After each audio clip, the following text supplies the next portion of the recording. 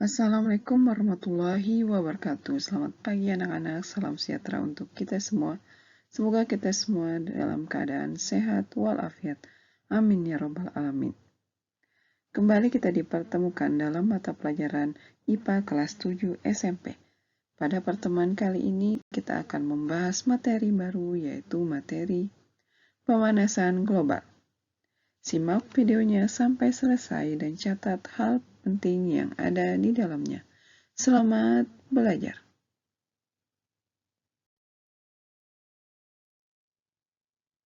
Adapun kompetensi dasarnya yaitu KD 3.9 menganalisis perubahan iklim dan dampaknya bagi ekosistem.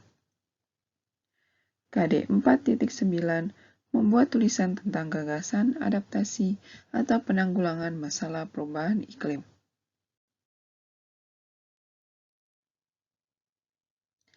Indikator pencapaian kompetensinya yang pertama, menjelaskan pengertian perubahan iklim, mengidentifikasi fenomena perubahan iklim dalam kehidupan sehari-hari, mendeskripsikan pengertian efek rumah kaca dan proses terjadinya, mendeskripsikan pengertian dan proses terjadinya pemanasan global, mengidentifikasi faktor penyebab pemanasan global, mengidentifikasi dampak pemanasan global bagi ekosistem, menganalisis keterkaitan pemanasan global dengan perubahan iklim, mengidentifikasi upaya penanggulangan pemanasan global, dan menganalisis keterkaitan dampak pemanasan global bagi ekosistem dengan upaya penanggulangan pemanasan global.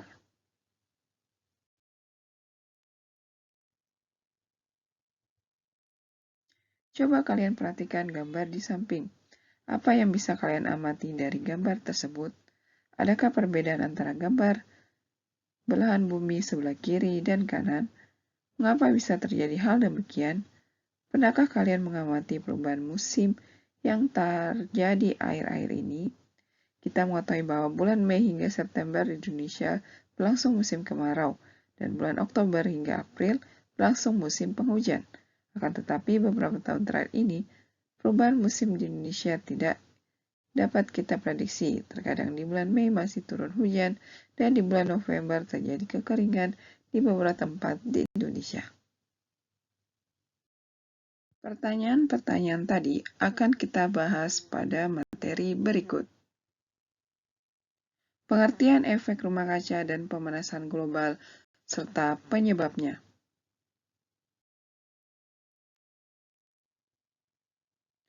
Pemanasan global atau global warming merupakan proses naiknya suhu rata-rata atmosfer bumi akibat peningkatan emisi gas rumah kaca yang meliputi bumi. Kenaikan suhu menyebabkan bumi terasa lebih panas. Kenaikan suhu bumi ini diakibatkan oleh meningkatnya konsentrasi gas-gas rumah kaca di atmosfer. Gas-gas rumah kaca dihasilkan oleh aktivitas manusia. Sebagai contoh aktivitas pembakaran bahan bakar fosil seperti batu bara, minyak bumi, dan gas alam.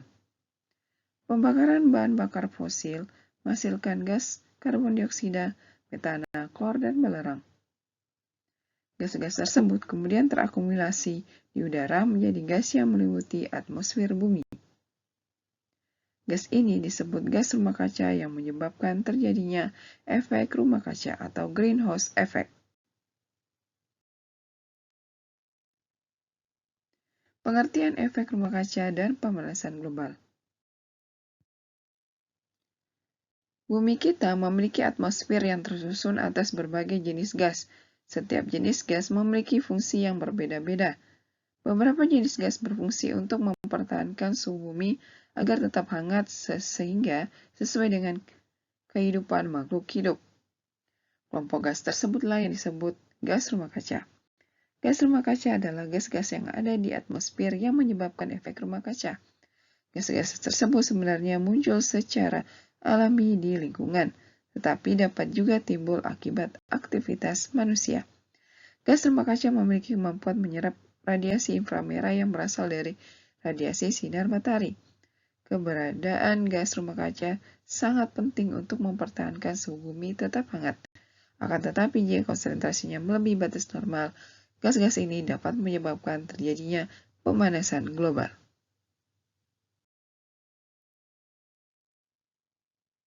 Adanya konsentrasi gas-gas rumah kaca, panas yang dipantulkan oleh bumi akan tertahan dan diserap oleh gas-gas rumah kaca, sementara sebagian lainnya diteruskan ke angkasa.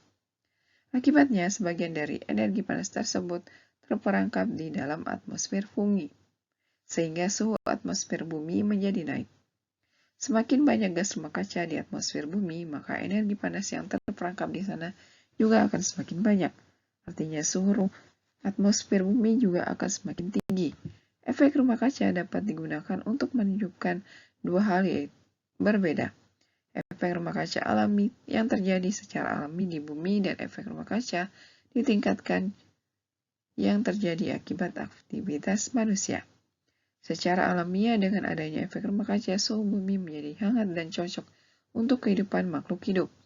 Tanpa efek rumah kaca, suhu rata-rata di bumi sekitar 18 derajat Celcius. Es akan menutupi seluruh permukaan bumi, sehingga kondisi ini terlalu dingin untuk mempertahankan ekosistem kita saat ini. Ketika peningkatan efek rumah kaca ini terlalu tinggi, suhu bumi akan meningkat tajam dan akan berdampak negatif untuk kelangsungan kehidupan makhluk hidup dan kelestarian ekosistem.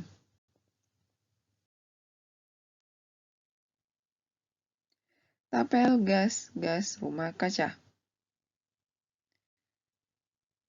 Terdapat dua penyebab gas-gas rumah kaca. Yang pertama, aktivitas lingkungan, dan yang kedua, aktivitas manusia.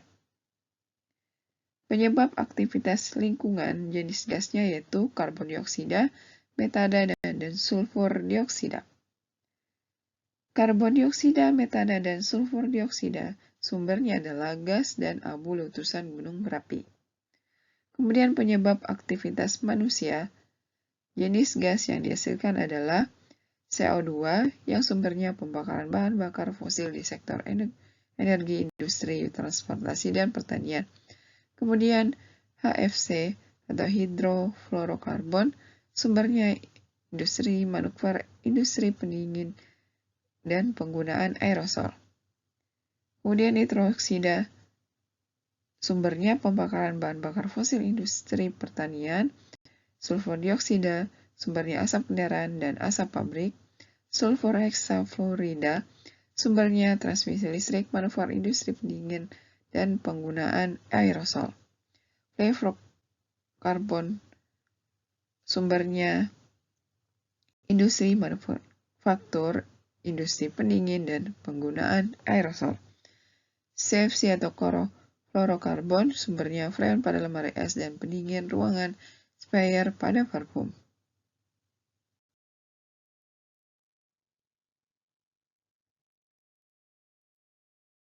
Di bumi, efek rumah kaca merupakan proses pemanasan permukaan bumi yang disebabkan oleh komposisi dan keadaan atmosfer.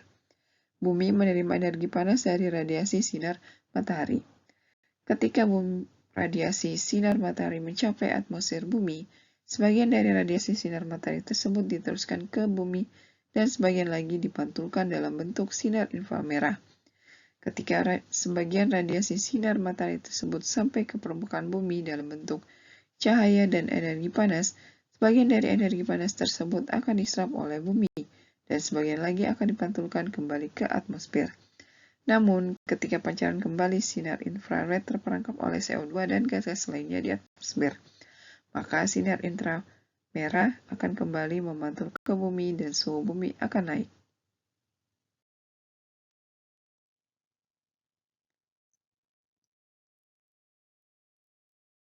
Segala sumber energi yang terdapat di bumi berasal dari matahari. Sebagian besar energi tersebut berbentuk radiasi gelombang pendek, termasuk cahaya tampak. Ketika energi ini tiba, permukaan bumi ini akan berubah dari cahaya menjadi panas yang menghangatkan bumi. Permukaan bumi akan menyerap sebagian panas dan memantulkan kembali sisanya. Sebagian dari panas ini berwujud radiasi inframerah gelombang panjang ke angkasa luar. Namun sebagian panas tetap terperangkap di atmosfer bumi akibat menumpuknya jumlah gas rumah kaca, antara lain karbon dioksida, sulfur dioksida, dan metana, yang menjadi terperangkap gelombang radiasi ini. Gas-gas ini menyerap dan memantulkan kembali radiasi gelombang yang dipancarkan bumi dan akibatnya panas tersebut akan tersimpan di permukaan bumi. Keadaan ini terus terjadi sehingga mengakibatkan suhu rata-rata tahunan bumi terus meningkat. Asap pabrik, asap kendaraan bermotor, pembakaran minyak bumi dan batu bara, penebangan liar dan pembakaran hutan menyebabkan peningkatan gas CO2 di atmosfer. Meningkatnya gas CO2 menyebabkan terjadinya peningkatan radiasi bumi yang terperangkap oleh gas-gas tersebut. Gas-gas ini bereaksi dengan gas-gas pada lapisan atmosfer yang disebut lapisan ozon. Karena reaksi ini, lapisan ozon menjadi rusak, sehingga menimbulkan kebocoran. Akibat dari rusaknya lapisan ozon ini menyebabkan lapisan ozon ini tidak mampu lagi menyaring panas dari matahari sehingga bumi mengalami pemanasan yang berlebihan. Hal ini menyebabkan terjadi peningkatan suhu secara bertahap. Gejala ini biasa disebut pemanasan global.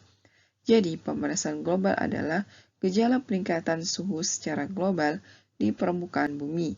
Suhu atmosfer bumi saat ini terasa lebih panas daripada sebelumnya, yaitu mengalami kenaikan 0,74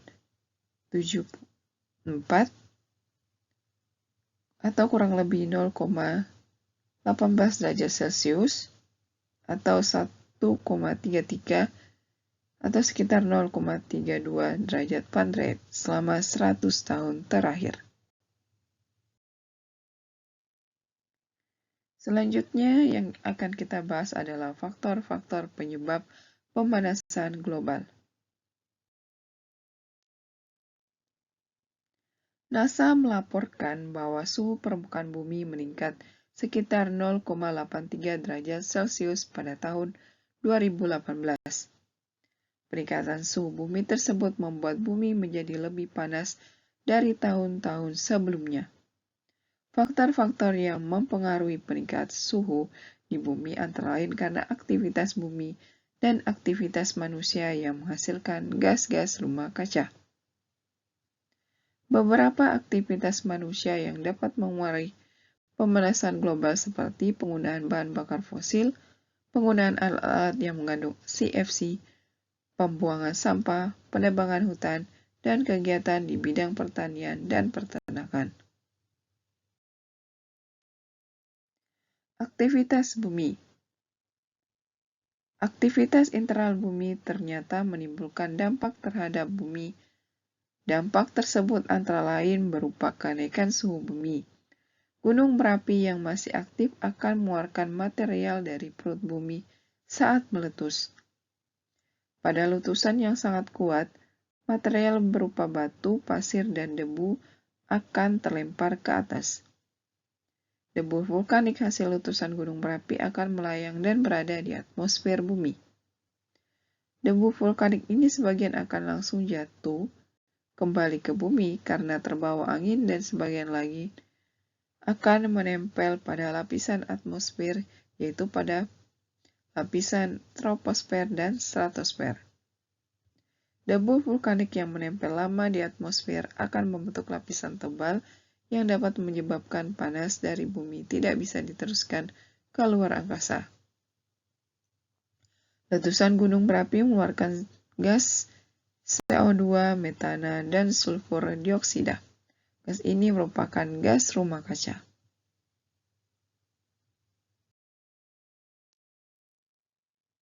Aktivitas manusia. Yang pertama, transportasi. Pada kota-kota besar, terutama kota dengan lalu lintas padat, dapat dipastikan udara dalam lingkungannya sudah tercemar. Transportasi kebanyakan menggunakan bahan bakar fosil, batu bara, dan minyak bumi. Artinya pemakaian bahan bakar fosil merupakan sumber pencemaran udara yang juga menaikkan jumlah emisi gas rumah kaca. Pencemaran udara yang disebabkan oleh adanya komponen pencemar udara yang dikeluarkan dari kegiatan tersebut berupa karbon dioksida, gas nitrogen oksida, gas sulfur dioksida, dan gas hidrokarbon.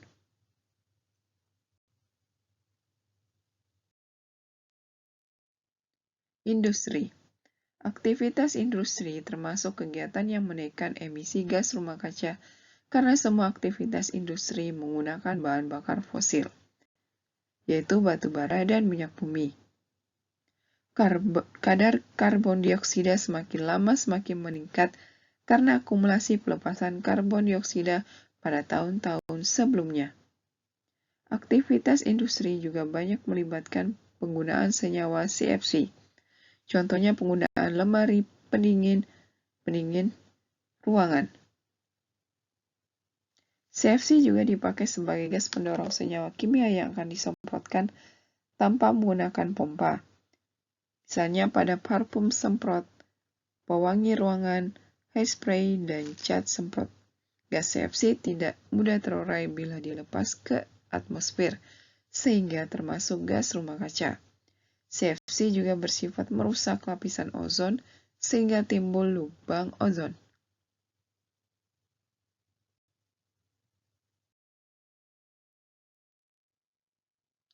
Pembuangan sampah. Sampah pada umumnya berasal dari limbah organik yang merupakan anthropogenic waste yang akan mengalami degradasi dan terurai menjadi gas metana. Gas metana sampah ternyata 21 kali lebih kuat dari gas CO2 dan ini sangat berpengaruh terhadap pemantulan sinar matahari dan peningkatan suhu bumi.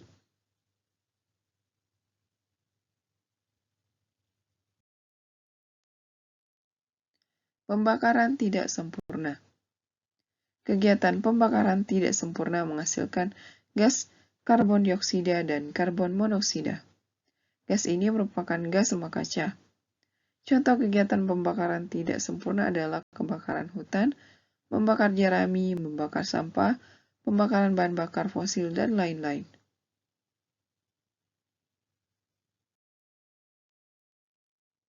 Kotoran hewan.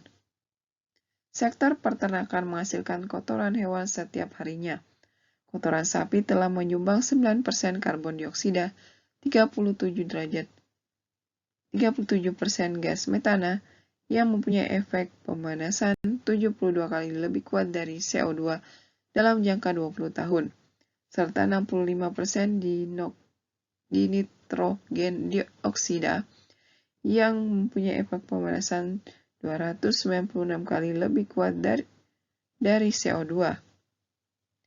Menurut laporan Perserikatan Bangsa-Bangsa tentang Peternakan dan Lingkungan yang diterbitkan pada tahun 2006, mengungkapkan bahwa hampir 1/5 atau 20% dari emisi karbon berasal dari peternakan. Jumlah ini melampaui jumlah emisi gabungan yang berasal dari semua kendaraan di dunia.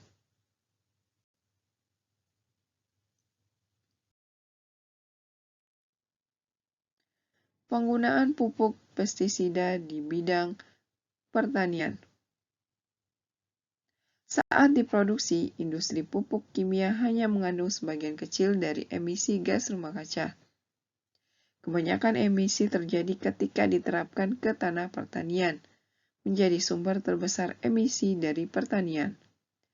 International Panel on Climate Change memperkirakan bahwa untuk setiap 100 kg pupuk nitrogen yang diterapkan di tanah, 1 kilo berakhir di atmosfer sebagai nitrogen oksida, gas yang 300 kali lebih kuat daripada karbon dioksida sebagai gas rumah kaca dan perusak ozon yang paling signifikan di dunia. Pada tahun 2014, emisi nitrogen setara dengan emisi tahunan rata-rata dari 72 juta mobil yang dikendarai di Amerika Serikat.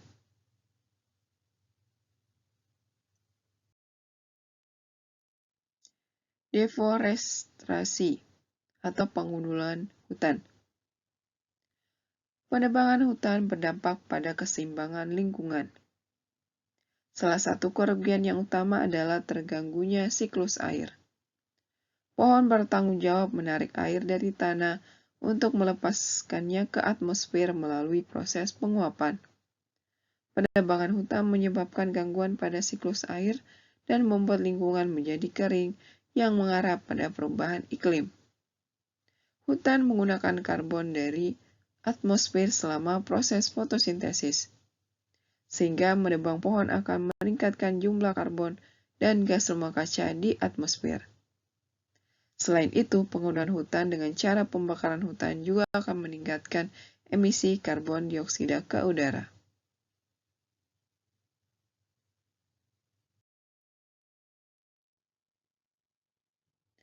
Dampak pemanasan global dan cara pencegahannya. Dampak pemanasan global. Pemanasan global yang terjadi terus-menerus dapat mengakibatkan kerusakan kehidupan di bumi. Beberapa dampak dari pemanasan global sebagai berikut. Yang pertama, perubahan iklim. Berubahnya kondisi fisik atmosfer bumi antara lain suhu dan distribusi curah hujan yang membawa dampak luas terhadap berbagai sektor kehidupan manusia. Perubahan iklim terjadi setelah rentang waktu yang sangat panjang dan ditandai dengan perubahan pola cuaca dalam data statistiknya sepanjang periode waktu.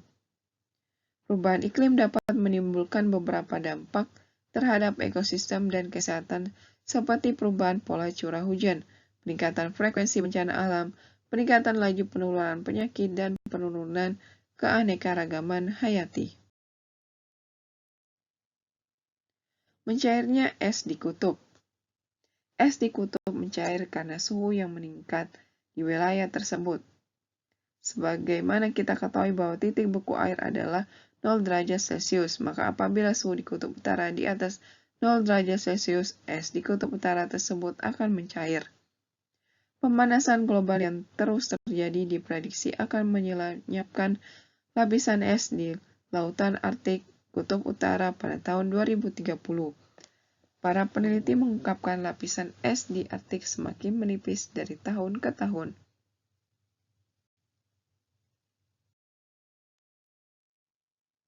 Kenaikan permukaan air laut seluruh dunia.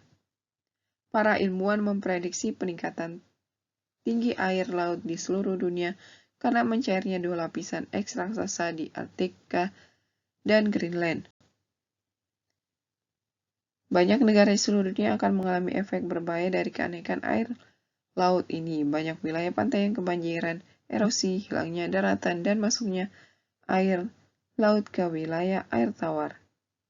Peningkatan permukaan air laut yang tinggi dapat menenggelamkan kota-kota pantai, negara kepulauan kecil, dan wilayah-wilayah yang tidak dihuni lainnya.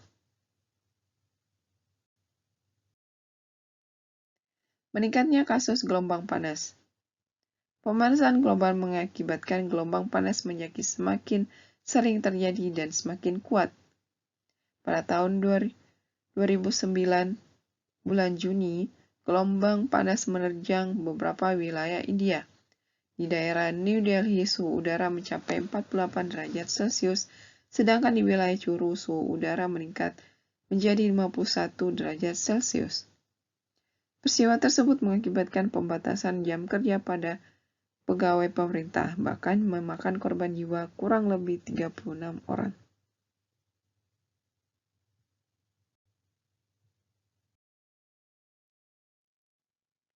Gangguan kehidupan di laut. Adanya pemanasan global mengakibatkan suhu permukaan air laut menjadi lebih hangat sehingga meningkatkan tekanan bagi ekosistem laut. Misalnya terumbu karang menjadi berwarna putih. Suhu air yang tinggi dapat mengakibatkan kerusakan yang disebut pemutihan karang. Pada proses ini, karang-karang melepaskan ganggang yang memberi warna dan makanan pada karang sehingga karang menjadi putih dan mati. Peningkatan suhu juga mempermudah penyebaran penyakit-penyakit yang sangat memengaruhi kehidupan di dalam laut.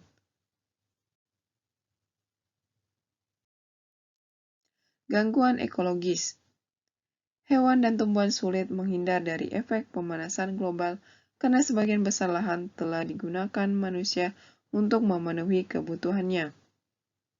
Saat suhu bumi meningkat, hewan cenderung bermigrasi ke arah kutub atau ke atas pegunungan mencari daerah baru karena habitat lamanya menjadi terlalu hangat. Sementara itu, tumbuhan akan mengubah arah pertumbuhannya. Akan tetapi, aktivitas dan pembangunan manusia akan menghalangi perpindahan ini.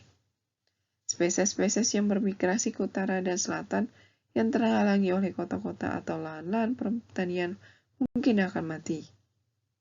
Beberapa tipe spesies yang tidak mampu secara cepat berpindah menuju kutub mungkin juga akan musnah.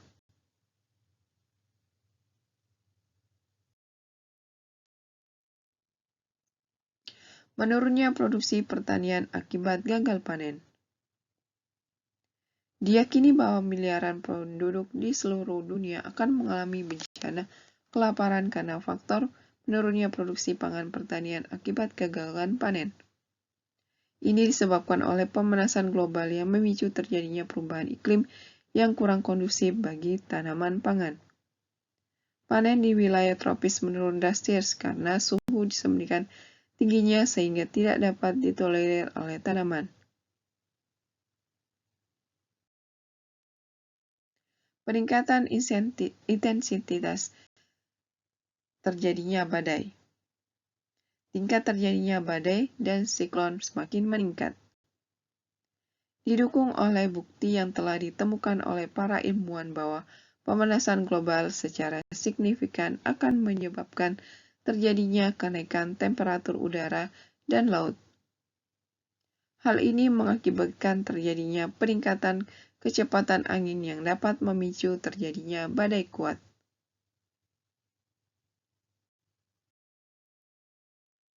Mencairnya gletser dunia. Mencairnya gletser dunia mengancam ketersediaan air bersih dan pada jangka panjang akan turut menyumbang peningkatan level air laut dunia. Gletser dunia saat ini mencair hingga titik yang mengkhawatirkan.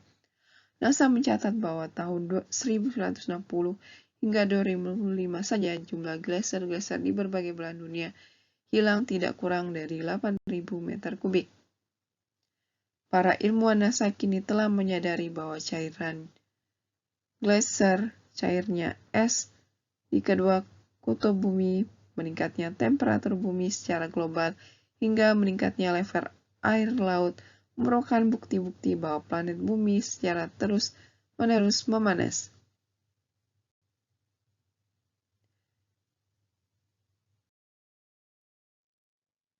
Pencegahan pemanasan global.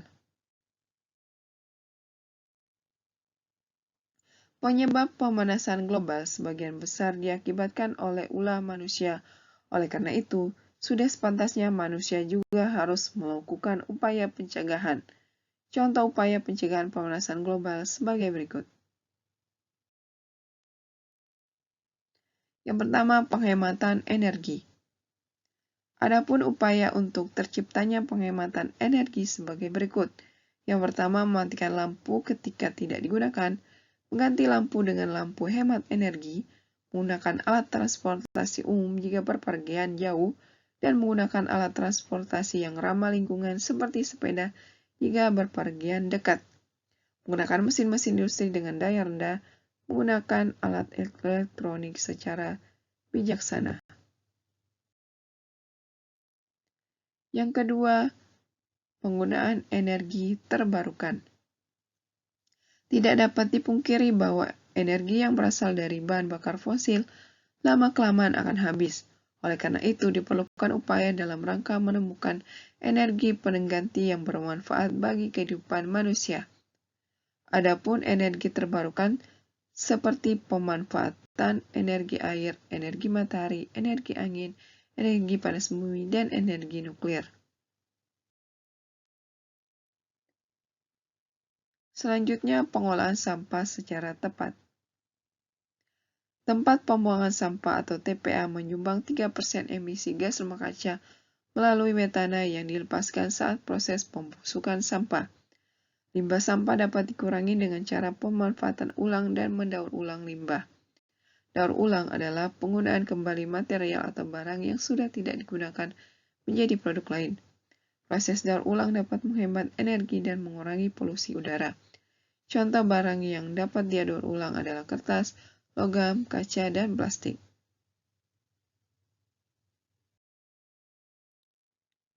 Selanjutnya, pencegahan kerusakan hutan. Kerusakan hutan merupakan penyebab terjadinya bencana alam dan terjadinya pemanasan global. Oleh karena itu, perlu diatasi dengan penanaman kembali hutan yang gundul, memperlakukan sistem tebang pilih, memperlakukan sistem hukum yang ketat terhadap penebangan liar, dan membatasi jumlah pohon yang akan ditebang.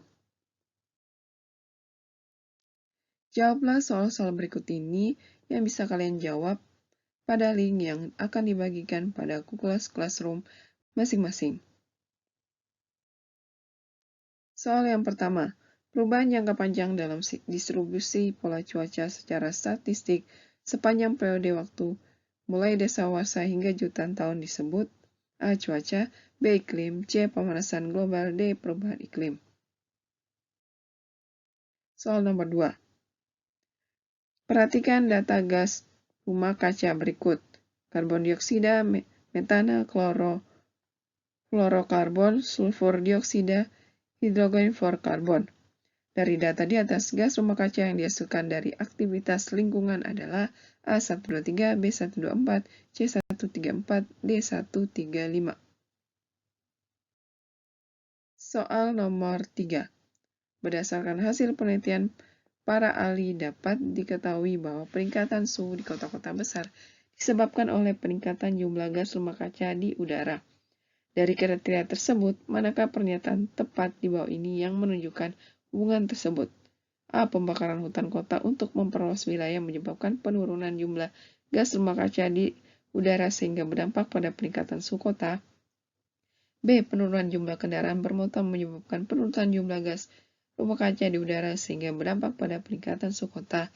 C. Penebangan pohon untuk memperluas jalan menyebabkan peningkatan jumlah gas rumah kaca di udara sehingga berdampak pada peningkatan suhu kota. D. Penebangan pohon di ruas jalan untuk memperluas jalan menyebabkan peningkatan jumlah gas rumah kaca di udara sehingga berdampak pada peningkatan suhu kota.